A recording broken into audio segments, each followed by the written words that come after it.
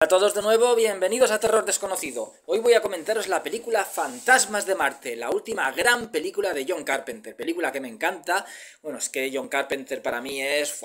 todo lo que hace John Carpenter, la verdad es que me fascina. Y esta es la última, para mí, gran película.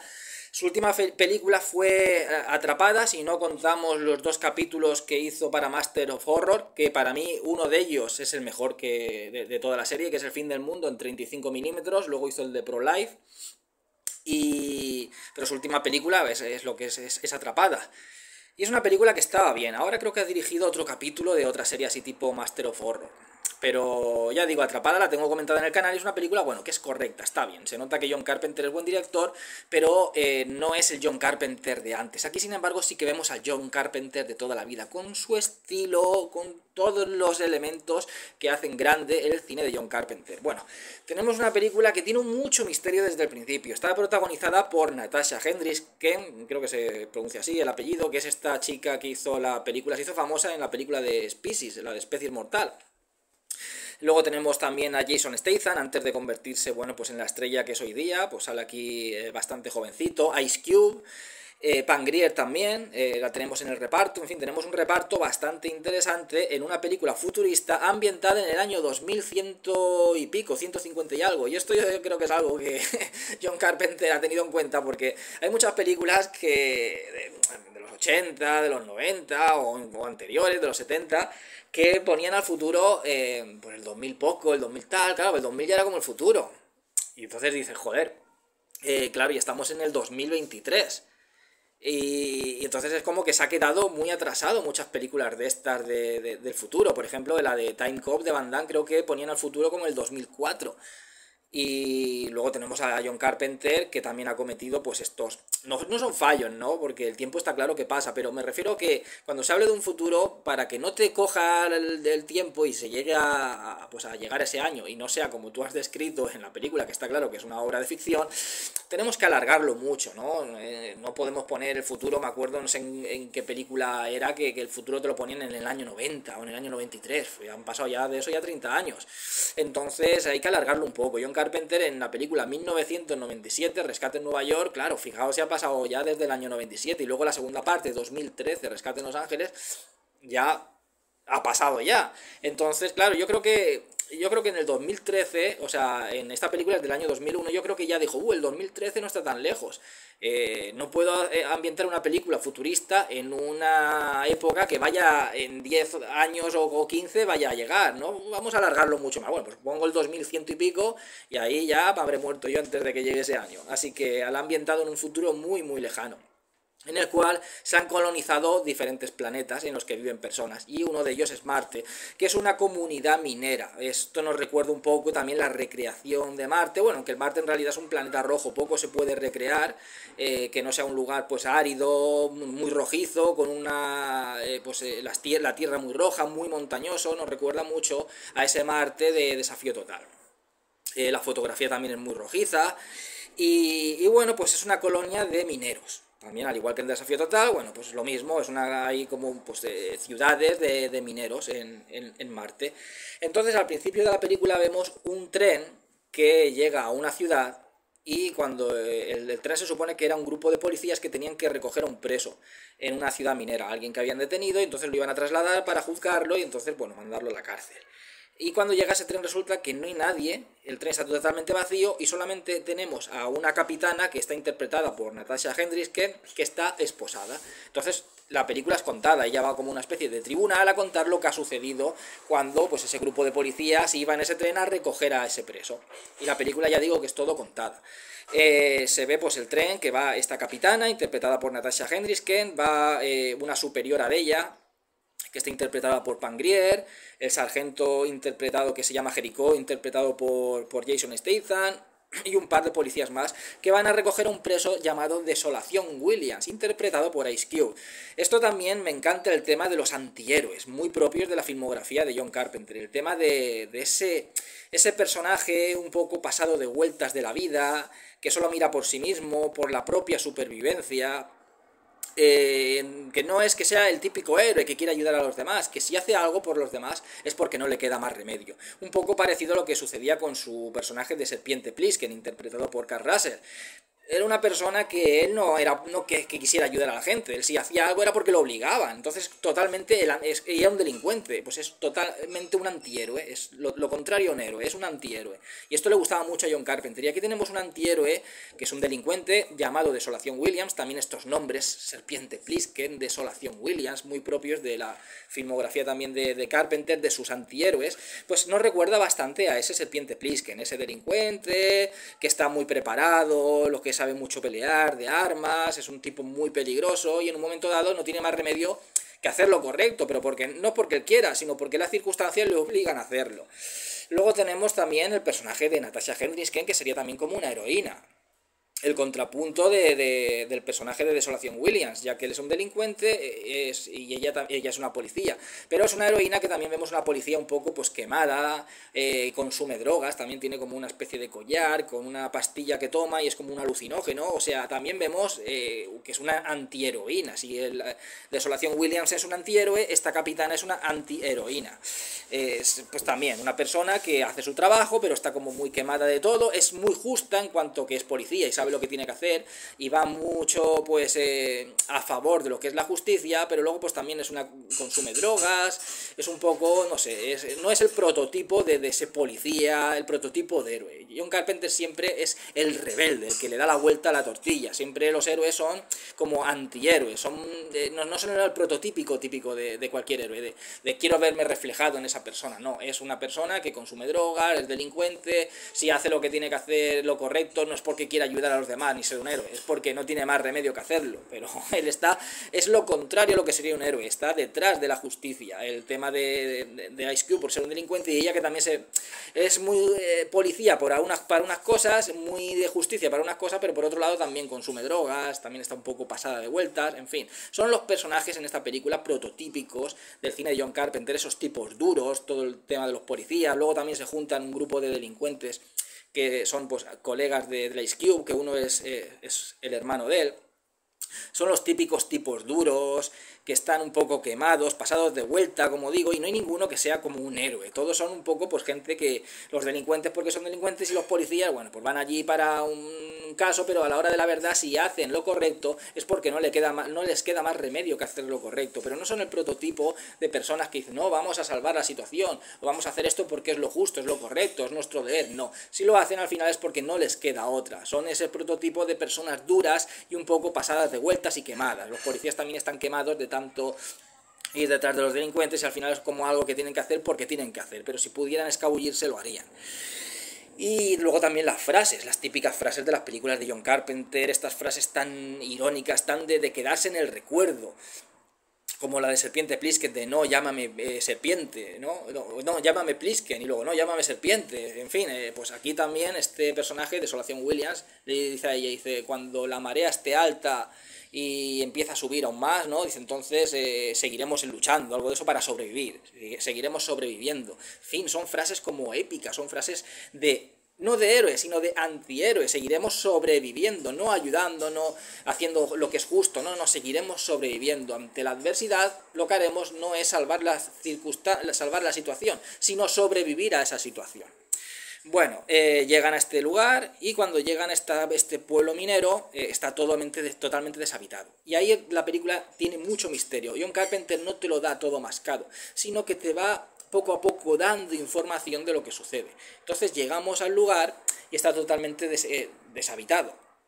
Y tienen que llegar pues a lo que es a la comisaría de policía y recoger a este preso. Vale, entonces vamos viendo a veces la historia. La película va contándonos la historia en el tiempo presente y en el pasado. Vemos lo que ha sucedido en el pasado más lo que vemos en el tiempo presente. Por ejemplo, y esto es un recurso que me gusta mucho en esta película, es que hay un grupo, por ejemplo, que se separa. Va la capitana con este sargento, con el sargento Jericó por un lado, y luego va Pangrier con los otros dos policías por otro. Entonces vemos lo que le sucede a la capitana con el sargento. Y luego cuando se reúne con Pam Grier y con los otros policías, vemos, otra vez volvemos al pasado, a esa misma escena en la que se han separado y vemos lo que le sucede al otro equipo. Es decir, vemos dos equipos que se separan y vemos lo que le sucede a un equipo y cuando se vuelven a encontrar volvemos al pasado, a esa escena y vemos lo que le sucede al otro. Y eso pasa en toda la película, o sea, vamos viendo cómo los personajes se van separando y vemos lo que le sucede a uno, pero luego vemos en ese mismo momento, como si volviéramos al pasado, lo que le sucede al otro. O sea, no es que lo viéramos paralelo, vemos la escena que le sucede un acontecimiento a este personaje y a la vez el que se ha separado vemos pues la escena que le sucede al otro. No, vemos lo que le ha sucedido a este personaje, luego es como que la película se rebobina en el momento en el que se han separado y ya vemos lo que le ha sucedido al otro. Es decir, yo he tirado por este camino y el espectador ve lo que le ha pasado a ese personaje al tirar por ese camino.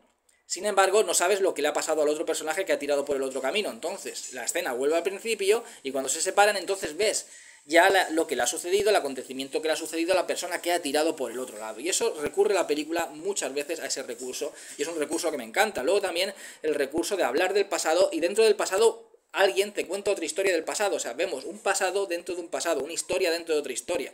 Alguien cuenta lo que ha sucedido en el pasado, y vemos lo que ha sucedido en el pasado, pero a la vez en ese pasado hay otra persona que le cuenta otro relato de otro acontecimiento sucedido más en el pasado. O sea, es un relato que nos cuenta dentro de ese relato otro relato, ¿no?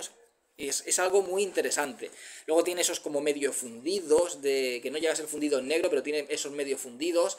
Y tiene la película de verdad que una dirección realmente magistral. Una película que tiene un toque muy ochentero. Perfectamente podría haberse estrenado en los 80 porque tiene un toque muy ochentero. Bebe mucho de esa serie B de los años 80, que vamos, que es tan típica del cine de John Carpenter. John Carpenter ese es su terreno. Y bueno, pues también el tema de los colores, también muy utilizados en la filmografía de John Carpenter, cuando entran a la comisaría, que encuentran, por cierto, todos los cadáveres de los mineros colgados y sin cabeza, totalmente decapitados. Ya digo, la película no te da toda la información en el momento, tú no sabes por qué es, ves que han desaparecido primero y luego descubres que no es que hayan desaparecido, es que han muerto todos esos mineros, alguien los ha colgado y los ha decapitado, pero ¿quién? ¿Qué ha sucedido? ¿Por qué ha pasado eso? Te lo va desgranando poco a poco la película, ya digo, viéndose pues esos flashes del pasado, alguien que cuenta una historia en el pasado, como digo, dentro de la historia del pasado, otra persona te cuenta otra historia de lo que pasó en el pasado, y así poco a poco te va dando información que va cogiendo uno que se va por ese camino y vemos lo que le pasa, y luego la información de la otra persona que ha tirado por otro lugar y vemos lo que le pasa a la otra persona, y poco a poco vas encontrando la información de ese misterio, pero no te lo da todo mascado. La película se va desarrollando poco a poco. Como digo, el tema de los colores, tiene ese tono tan rojizo, ya en el ambiente, la tierra roja, lo que son mucho lugar montañoso, todo rojo, roca roja.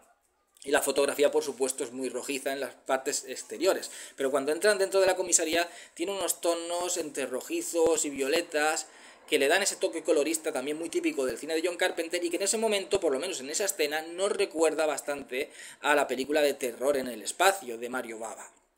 Así que tiene elementos de otras películas, tanto de su filmografía como de la filmografía de otros directores.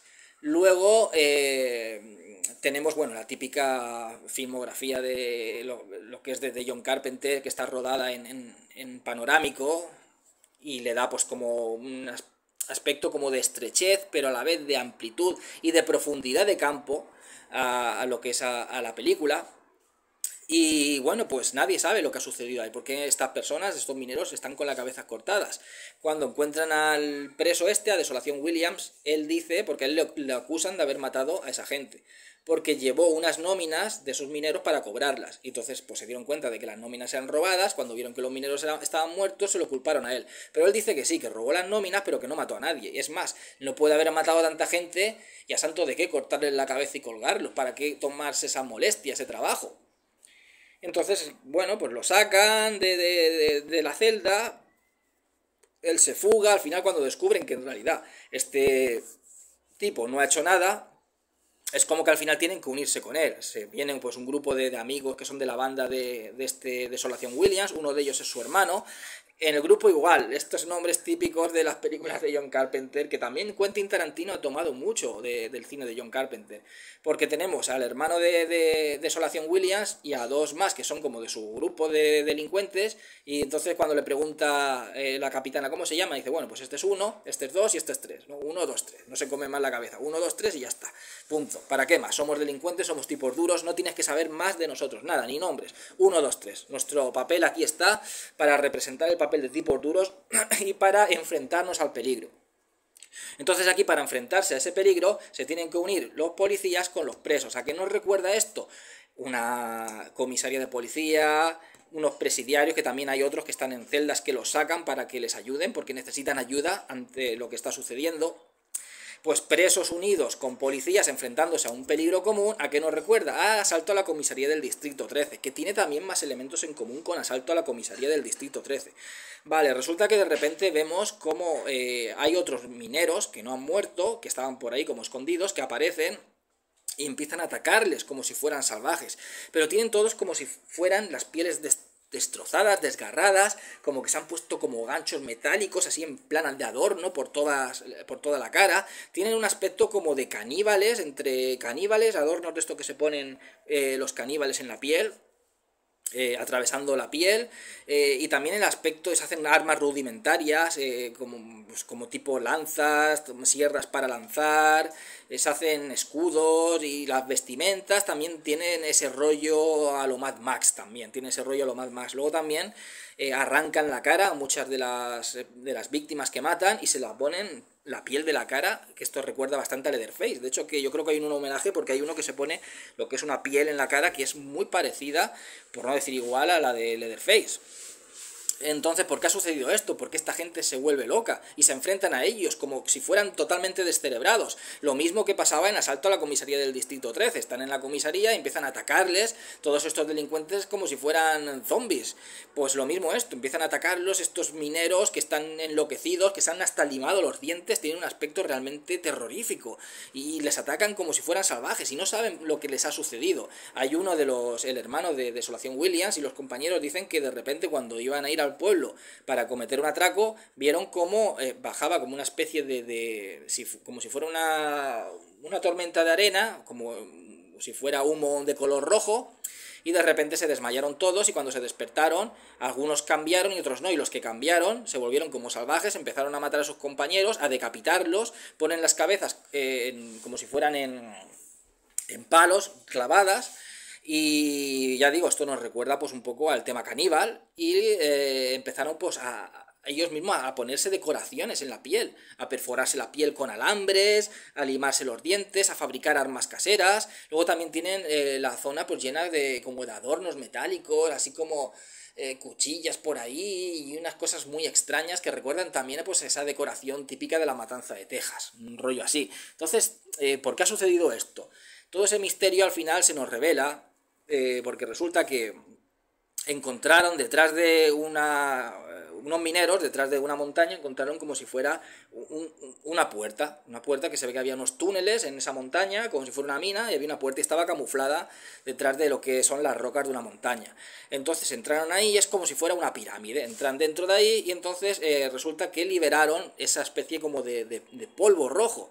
Y eso resulta que eran los habitantes que habían antes en Marte. Resulta que los habitantes que habían en Marte, por alguna manera, murieron. Pero no, murieron lo que son sus cuerpos físicos. Pero siguieron viviendo como si en forma como de esporas, ¿no? O sea, seguían viviendo como en esporas.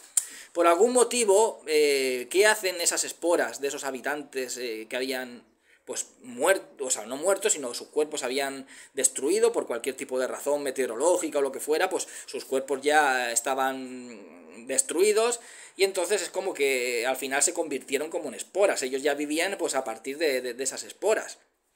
Entonces, ¿por qué estaban ahí dentro de lo que es esa especie como de pirámide, de esa cueva dentro de la montaña?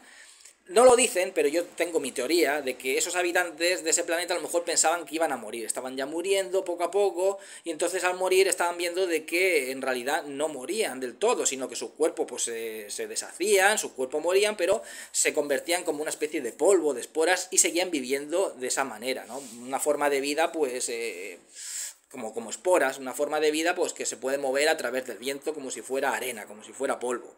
Y entonces yo pienso que construirían, antes de que murieran todos, yo pienso que construirían esos túneles en la montaña, se refugiarían ahí dentro, y una vez muertos, ellos sabían de que se iban a conservar con esas esporas, y pensarían, a lo mejor algún día, el día de mañana, pues puede venir alguien aquí a abrir este túnel, este refugio que nos hemos hecho, que ha sido precisamente lo que ha sucedido, y podremos introducirnos en esas personas y recuperar nuestra forma física.